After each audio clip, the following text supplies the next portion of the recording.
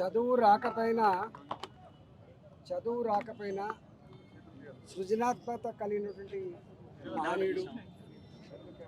తన మాటలే పాటగా మలిచి కోట్లాది మంది బడుగు బలహీన వర్గాల బతుకుల్ని ఆవిష్కరించిన మహనీయుడు.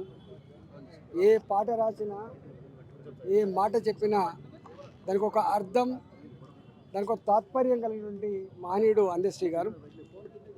పేదరికాన్ని, దుఃఖాన్ని తనివి తీర అనుభవించిన వ్యక్తి కాబట్టి పేదల దుఃఖమే ఇతివృత్తంగా, పేదల బతుకులే ఇతివృత్తంగా పాటగా మలిచినటువంటి మహనీయుడు ఇవాళ అందశ్రీ గారు.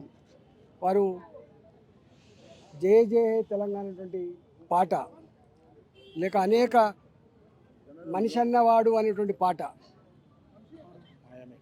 మాయమైపోతున్నాడమ్మా మనిషి అన్నవాడు అనేటువంటి పాట ఇవాళ మనిషి ఉన్నంత వరకు ఉండేటువంటి పాట. అది మానవ సంబంధాలు, మనుషుల మధ్య ఉండేటువంటి ఆ సంబంధాలని ఇవాళ చెడిపోతున్న ఈ సందర్భంలో చూస్తూ తట్టుకోలేక సమాజాన్ని తట్టిలేపిన మహనీయుడు. తెలుగోళ్ళ ఎల్లమ్మే అనేటువంటి పాట ఆ జాతిని మొత్తం కదిలించింది. అట్లా అనేక పాటలు తన మెదడే ఒక చిప్పులాగా మలిచి ఈ జాతిని జాగృతం చేసేటువంటి మహనీయుడు కాబట్టి వారికి అనేక డాక్టరేట్, కాకతీయ విశ్వవిద్యాలయం కావచ్చు, ఇంటర్నేషనల్ పీస్ సంస్థ కావచ్చు, దాసరథి లాంటి అవార్డ్స్ కావచ్చు, అనేక అవార్డ్స్ ఇచ్చారని ఈ జాతి ఇలా గౌరవించింది. కాబట్టి వారు చనిపోకముందే చెప్పినారు, నన్ను ఖననం చేయండి అని చెప్పి.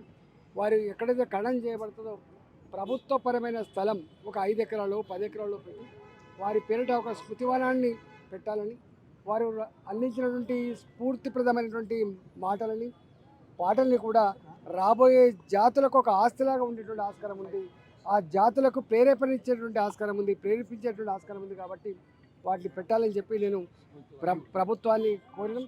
తప్పకుండా ఇవాళ అందశ్రీ గారి పేట ఒక మంచి గొప్ప స్మృతివనాన్ని ఆవిష్కరించాలని చెప్పి, ఏర్పాటు చేయాలని చెప్పి ప్రభుత్వాన్ని కోరుతున్నాను.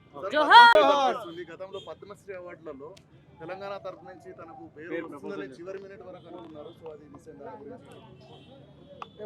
వారికి సరే ఏ అవార్డ్స్ వస్తుండేదో తెలియదు, కానీ ప్రజల హృదయాల్లో, కోట్లాది మంది ప్రజల హృదయాల్లో చిరస్థాయిగా నిలిచినటువంటి మహనీయుడు అందశ్రీ గారు. అందశ్రీ గారు ఎప్పుడు అవార్డ్స్ గురించి అరటపడ్డాడు కాదు. అందశ్రీ గారు ఎప్పుడు డబ్బు కోసం అరటపడ్డ వ్యక్తి కాదు.